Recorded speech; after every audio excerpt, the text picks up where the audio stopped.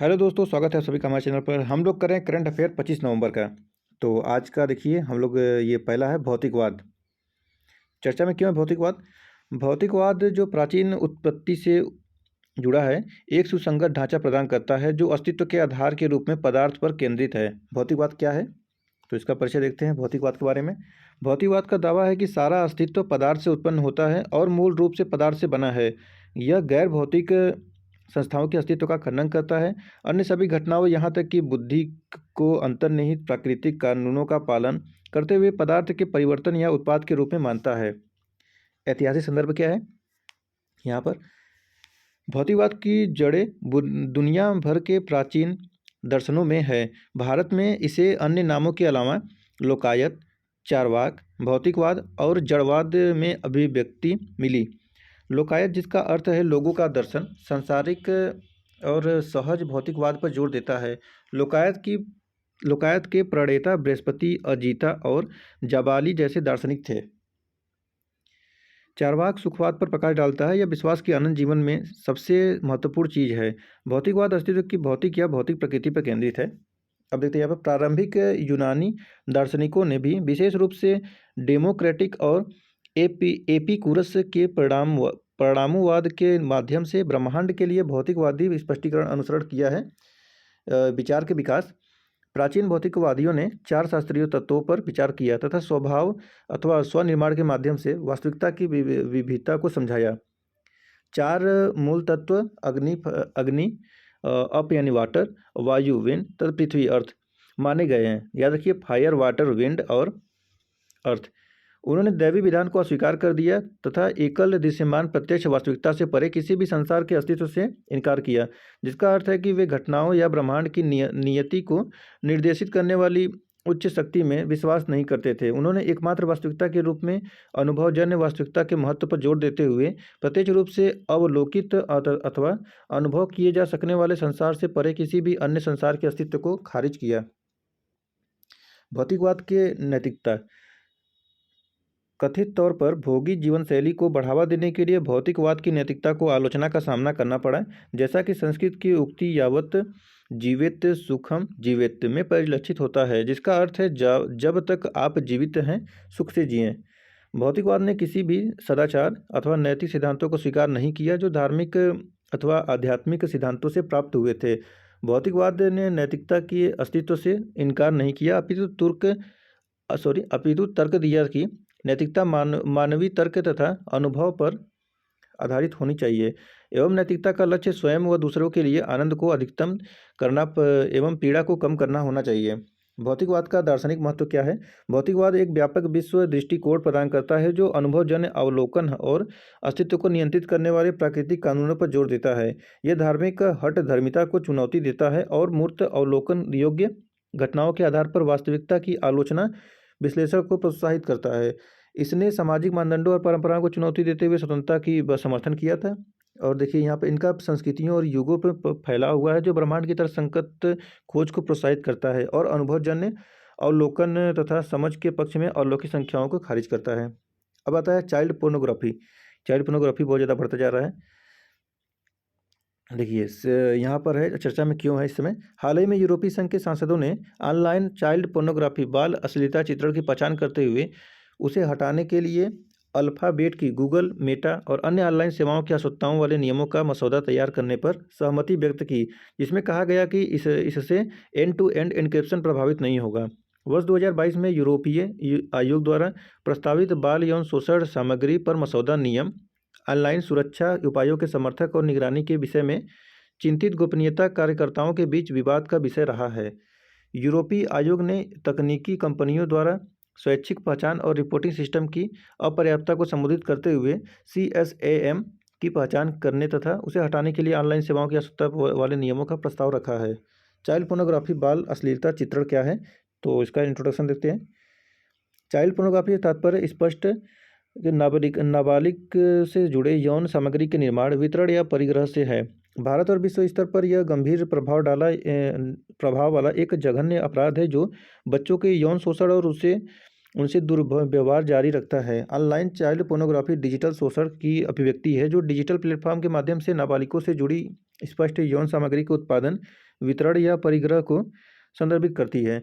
यौन अपराधों से बच्चों का संरक्षण संशोधन अधिनियम 2019 चाइल्ड पोर्नोग्राफी को स्पष्ट तौर पर किसी बच्चे से जुड़े यौन अ, आचरण के किसी भी दृश्य चित्रण के रूप में परिभाषित करता है, जिसमें फोटोग्राफ, वीडियो, डिजिटल या कंप्यूटर से उत्पन्न छवियां शामिल होती हैं और जो वास्तविक बच्चे से अप्रभेद्य हैं। भारतीय परिदृश्य चाइल्ड पोर्नोग्राफी के मामले में बढ़ोतरी भारत में ऑनलाइन बाल यौन शोषण के गंभीर स्थिति को दर्शाती है। राष्ट्रीय अपराध record bureau, national crime record bureau (NCRB) 2021 की रिपोर्ट के अनुसार वर्ष 2020 में चाइल्ड पोर्नोग्राफी के 738 मामले थे, जो वर्ष 2021 में बढ़कर 969 हो गए थे। प्रभाव क्या है? तो मैंने मनोवैज्ञानिक प्रभाव पड़ रहा है, कामुकता पर प्रभाव पड़ रहा है, यौन व्यसन हो रहा है और व्यवहारिक प्रभाव पड़ रहा है। व्यवहारिक प्रभाव मतलब कि किशोरों में पोर्नोग्राफी का उपयोग खासकर पुरुषों के मामले में लैंगिक रूढ़िवादिता में मजबूत विश्वास से जुड़ा हुआ है। जो पुरुष किशोर अक्सर पोर्नोग्राफी देखते हैं, उनके द्वारा महिलाओं को सेक्स ऑब्जेक्ट के रूप में देखे जाने की अधिक संभावना होती है। पोर्नोग्राफी से निपटने में क्या चुनौतियां हैं? तो ये उच्च वर्ग के बच्चों की तुलना में निम्न वर्ग के बच्चों के पोर्नोग्राफी का प्रभाव अलग होता है। कोई भी एकल दृष्टिकोण उस समस्या को प्रभावी ढंग से हल में सक्षम नहीं होगा। भारत में सेक्स को नकारात्मक कुछ ऐसा जिसे छिपाना चाहिए रूप में देखा जाता है। सेक्स के संबंध में कोई स्वास्थ्य से पारिवारिक संवाद नहीं होता। इससे बच्चा बाहर से सीखता है और उसे पोर्नोग्राफी की लत लग जाती है। एजेंसियों के लिए चाइल्ड पोर्नोग्राफी की गतिविधियों का पता लगाना और उन पर प्रभावी ढंग से निगरानी रखना बहुत मुश्किल है। नियमित रूप से वेबसाइट और अमेजन प्राइम, नेटफ्लिक्स, हॉटस्टार इत्यादि जैसे ओटीटी सेवाओं पर अश्लील सामग्री की उपलब्धता से गैर अश्लील तथा अश्लील सामग्री के बीच अंतर करना मुश्किल हो जाता है। बच्चों के साथ अश्लीलता और शोषण को रोकने के लिए भारत की क्या पहलें हैं? यौन अपराधों से बच्चों का संरक्षण यानी पोस्को अधिनियम 2012। पोस्को अधिनियम 2019 में संशोधन किया गया है, जिसमें बच्चों के गंभीर यौन उत्पीड़न के लिए मृत्युदंड जैसे कड़े उपाय शामिल हैं। यौन अपराधों से बच्चों का संरक्षण यौन संशोधन अधिनियम 2019 ने भारत में चाइल्ड पोर्नोग्राफी पर अंकुश लगाने के लिए कई प्रावधान प्रस्तुत किए हैं। संशोधित अधिनियम के अनुसार जो कोई भी किसी बच्चे या बच्चों का उपयोग अश्लील उद्देश्यों के लिए करता है, उसे कम से कम 5 वर्ष का कारावास होगा। साथ ही जुर्माना भी देना होगा और दूसरी अथवा बाद की स्थिति में कारावास की अवधि 7 वर्ष कम से कम नहीं होगी। साथ ही जुर्माना भी लगाया जा सकता है। अन्य पहल क्या है? तो आईटी अधिनियम 2000, बाल दुर्व्यवहार रोकथाम और जांच इकाई, बेटी बचाओ बेटी पढ़ाओ, किशोर न्याय, बच्चों की देखभाल और संरक्षण अधिनियम 2015, बाल विवाह निषेध अधिनियम 2006, बाल श्रम निषेध अधिनियम 2016, विशेष फास्ट ट्रैक न्यायालयों के अंतर्गत पोस्को न्यायालय। आगे की राह देखते हैं। चाइल्ड पोर्न और बच्चों के बीच पोर्नोग्राफी के बीच अंतर करने की आवश्यकता है, जबकि चाइल्ड पोर्न तथा हिंसा दिखाने वाले पोर्न पर तुरंत प्रतिबंध लगाया जाना चाहिए। अन्य पोर्नोग्राफी के विनियमन की आवश्यकता है। उदाहरण के लिए, सामान्यतः किसी बच्चे का पहली बार पोर्न से संपर्क आकस्मिक होता है। इंटरनेट पर अन्य चीज़ों को ब्राउज करते समय विज्ञापन के रूप में सरकार को इस तरह के आकस्मिक जोखिम को रोकने के लिए तकनीकी समाधान खोजने का प्रयास करना चाहिए। जागरूकता के साथ यौन शिक्षा बहुत जरूरी है, इसलिए स्कूलों में इसे अनिवार्य किया जाना चाहिए। माता पिता और शिक्षकों को आधुनिक प्रौद्योगिकी में बच्चों के साथ व्यवहार करने में कुशल होना चाहिए। अब देखते हैं अंटार्कटिका ओजोन छिद्र क्या है। चर्चा में क्यों आया है पहले? तो नेचर कम्युनिकेशन में प्रकाशित एक हालिया अध्ययन के अनुसार विगत 4 वर्षों में अंटार्कटिक ओजोन छिद्र का आकार बड़े पैमाने पर बढ़ गया है। ओजोन क्षरण क्या होता है? तो आर्कटिक ओजोन छिद्र का निरंतर विस्तार हो रहा है तथा हाल के वर्षों में इसकी परत में विरलन हुआ है, जो वर्ष 2000 के दशक के बाद से देखी गई अपेक्षित पुनर्प्राप्ति प्रवृत्ति के विपरीत है। छिद्र के केंद्र में ओजोन की सांद्रता गंभीर रूप से कम हो गई है। मॉन्ट्रियल प्रोटोकॉल में उल्लेखित प्रयासों के बावजूद ओजोन छिद्र के मूल ओजोन की सांद्रता वर्ष 2004 से बढ़कर वर्ष 2022 तक 26% हो गई है। ध्रुवीय भंवर के प्रभाव। तो अंटार्कटिक ओजोन छिद्र ध्रुवीय भंवर के भीतर मौजूद है। समताप मंडल में एक गोलाकार हवा का पैटर्न जो शीत ऋतु के दौरान बनता है और बसंत ऋतु तक बना रहता है। अब यहाँ पे उदाहरण के लिए दे सकते हैं कि नाइट्रोजन डाइऑक्साइड लाती है, जो अक्टूबर में ओजोन प्रक्रिया को प्रभावित करती है। ओजोन रिक्तीकरण को प्रभावित करने वाले कारक तापमान, हवा के पैटर्न, वनाग्नि और ज्वालामुखी विस्फोटों से निकलने वाले एरोसोल तथा सौर चक्र में परिवर्तन जैसी मौसम संबंधी स्थितियों की भूमिका ने अंटार्कटिक ओजोन छिद्र के आकार एवं व्यवहार को प्रभावित किया। सिफारिश। तो समताप मंडल से हवा के अवतरण और ओजोन प्रक्रिया पर इसके विशिष्ट प्रभावों को समझने के लिए और अधिक शोध की आवश्यकता है। इन तंत्रों की जांच से अंटार्कटिक ओजोन छिद्र के भविष्य के व्यवहार पर प्रकाश पड़ने की संभावना है। ओजोन छिद्र क्या है? ओजोन छिद्र ओजोन परत की अत्यधिक कमी को संदर्भित करता है। पृथ्वी के समताप मंडल में एक क्षेत्र जिसमें ओजोन अणुओं के उच्च सांद्रता होती है। इस परत में ओजोन अणु यानी O3 पृथ्वी को सूर्य से हानिकारक पराबैंगनी विकिरण से बचाने में महत्वपूर्ण भूमिका निभाते हैं। ओजोन परत की कमी के कारण ओजोन सांद्रता में अत्यधिक कमी वाले क्षेत्र का निर्माण होते हैं, जो प्रायः अंटार्कटिक के ऊपर देखा जाता है।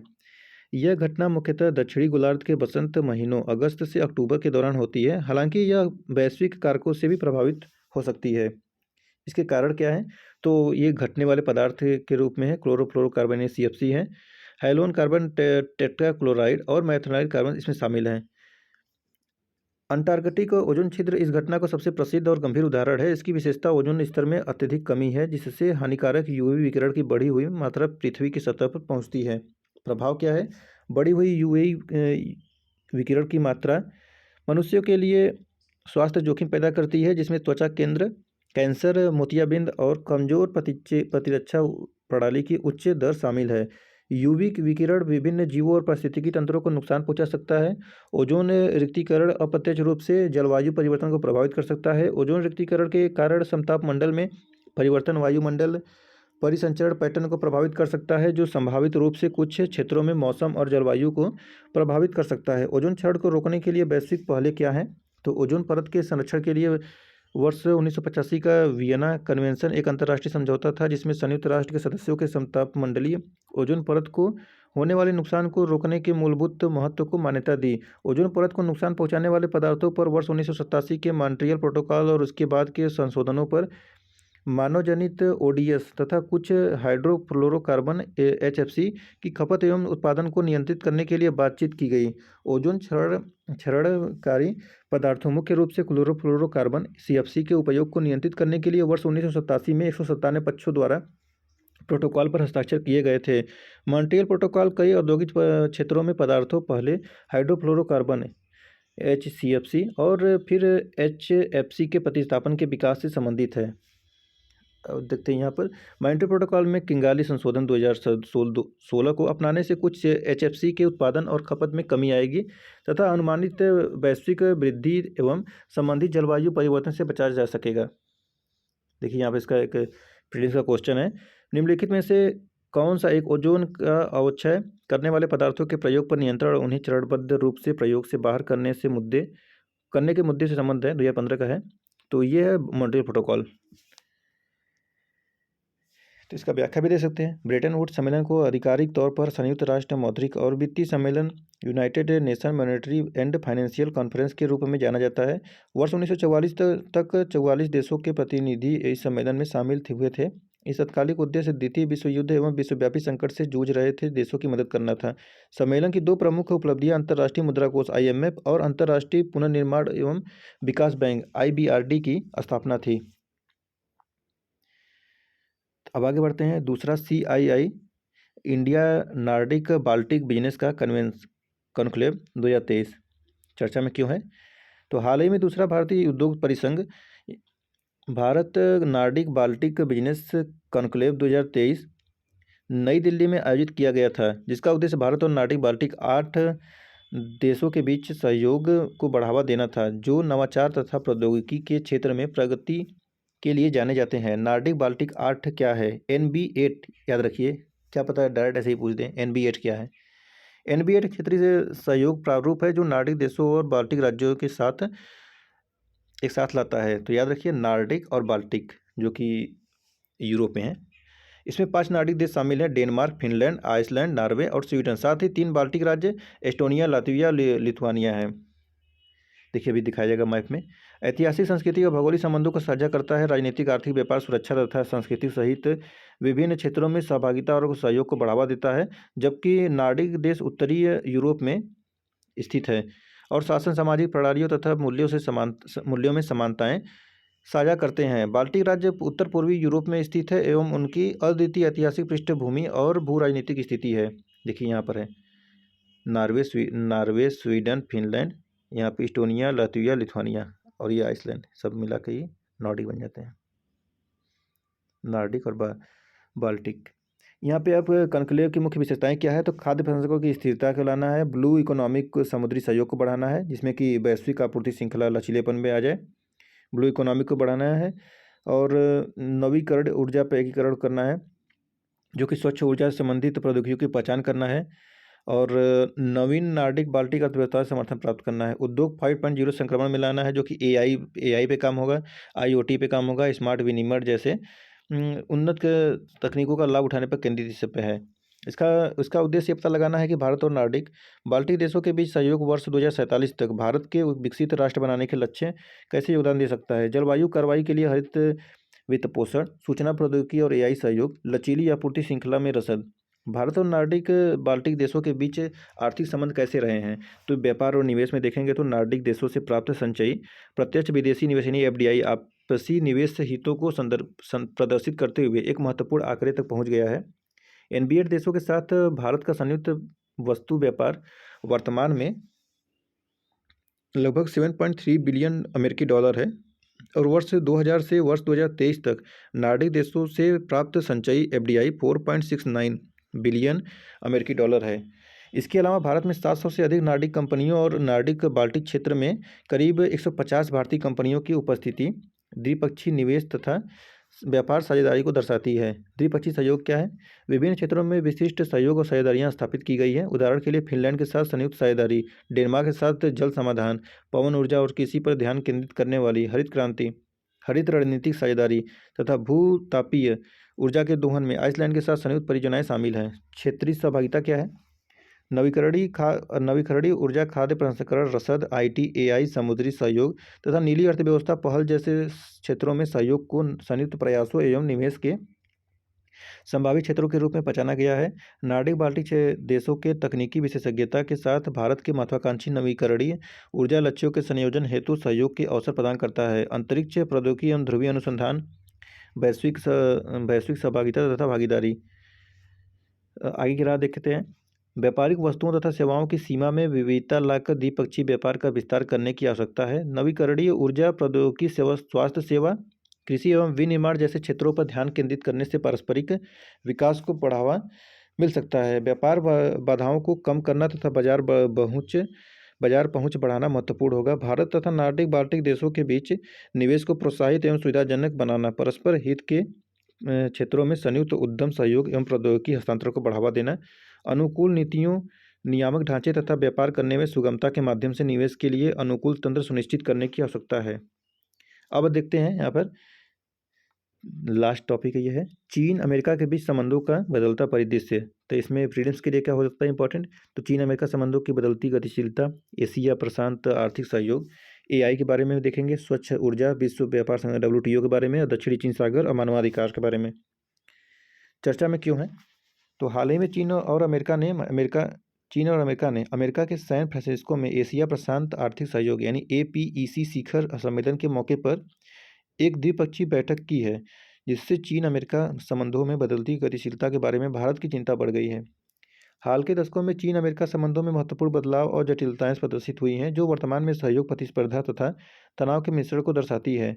बैठक की मुख्य बातें क्या हैं, तो सहभागिता के नए क्षेत्र, शिखर सम्मेलन में अमेरिका चीन सहयोग के उभरते क्षेत्रों पर चर्चा हुई, विशेष रूप से कृत्रिम बुद्धिमत्ता AI को विनियमित करने में जो वैश्विक AI नियमों और तकनीकी प्रगति पर गहरा प्रभाव डाल सकता है। ऊर्जा समझौता, अमेरिका और चीन ने स्वच्छ ऊर्जा को तेजी से बढ़ाने, जीवाश्म ईंधन को विस्थापित करने और ग्रह को गर्म करने वाले उत्सर्जन को कम करने के लिए समझौता की घोषणा की। कुल मिलाकर वे विश्व की ग्रीन हाउस गैसों का 38% हिस्सा है। देश कोयला, तेल और गैस उत्पादन के प्रतिस्थापन में तेजी लाने के इरादे से वर्ष 2030 तक वैश्विक स्तर पर नवीकरणीय ऊर्जा क्षमता को 3 गुना करने के प्रयासों को आगे बढ़ाने पर सहमत हुए। हाल के वर्षों में चीन अमेरिका संबंध कैसे रहे हैं। हाल के वर्षों में अमेरिका ने अधिक टकरावपूर्ण रूप अपनाया, व्यापार युद्ध शुरू किया, चीनी तकनीकी कंपनियों को निशाना बनाया और चीन के क्षेत्रीय दावों को चुनौती दी। मानवाधिकार संबंधी चिंताओं ने चीन और हांगकांग के बीच तनाव को बढ़ा दिया है, खासकर शिनजियांग के संदर्भ में, जलवायु परिवर्तन जैसे वैश्विक मुद्दों पर सहयोग की मांग करते हुए अमेरिका ने विभिन्न मोर्चों विशेषकर व्यापार, प्रौद्योगिकी और मानवाधिकारों पर सख्त रुख बनाए गए रखा है। अमेरिका चीन संबंधों में बदलाव पर भारत की चिंताएं क्या है? तो संभावित जी टू गतिशीलता। भारत में एशिया भारत एशिया में एक प्रमुख चीन अमेरिकी सहयोग, जिसे जी टू कहा जाता है, के उद्धव को लेकर सतर्क रहता है, जो अन्य वैश्विक शक्तियों को दरकिनार कर सकता है, जिससे भारत के सामरिक हित प्रभावित हो सकते हैं। एआई विनियमन में अमेरिका चीन की भागीदारी। भारत अमेरिका चीन सहभागिता के लिए इनके नए क्षेत्रों, विशेषकर कृत्रिम बुद्धिमत्ता को विनियमित करने पर ध्यान केंद्रित कर रहा है। इस क्षेत्र में दोनों देशों के बीच संभावित सक्षम वैश्विक एआई विनियमों तथा तकनीकी प्रगति को महत्वपूर्ण रूप से प्रभावित कर सकती है, जिसका भारत के तकनीकी परिदृश्य पर प्रभाव पड़ सकता है। चीन के साथ अमेरिका के व्यापारिक संबंध।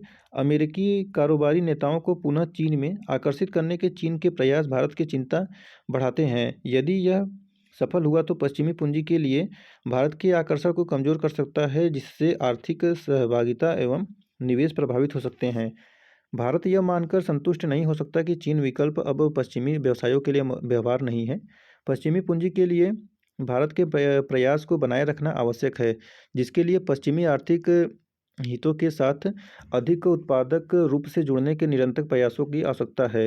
इंडो पैसिफिक डायनेमिक्स और ताइवान मुद्दा। क्षेत्रीय सुरक्षा चर्चाओं, विशेषकर ताइवान जैसे संवेदनशील मुद्दों पर पर्याप्त सफलताओं की कमी चिंता का विषय है। भारत हिंद प्रशांत पर अमेरिका चीन वार्ता को करीब से देखता है और क्षेत्रीय स्थिरता एवं सुरक्षा गतिशीलता पर इसके निहितार्थ को समझता है। आगे की राह देखते हैं अब। भारत को विशेष रूप से अमेरिका, चीन और रूस के बीच शक्ति संबंधों के में बदलाव का लगातार आकलन करना चाहिए।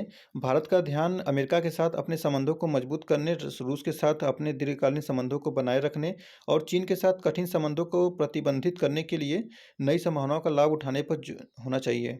भारत के आगे की राह में संतुलित और सक्रिय दृष्टिकोण शामिल है, जिसमें अपने राष्ट्रीय हितों की रक्षा करते हुए तथा वैश्विक स्थिरता एवं प्रगति में सकारात्मक योगदान देते हुए बदलती विश्व व्यवस्था को निगेटिव करने के लिए वैश्विक साझेदारी, आर्थिक विकास, रणनीतिक पैंतरेबाजी व मजबूत कूटनीति का लाभ उठाया जा सकता है। तो देखिए, इस प्रकार ही हम लोग ये समाप्त करते हैं इसको। तो हम लोग कर रहे थे करंट अफेयर 25 नवंबर 2023 का। ठीक है, आ जाइएगा। चलिए, तो हम लोग फिर मिलते हैं अब नेक्स्ट वीडियो में। धन्यवाद।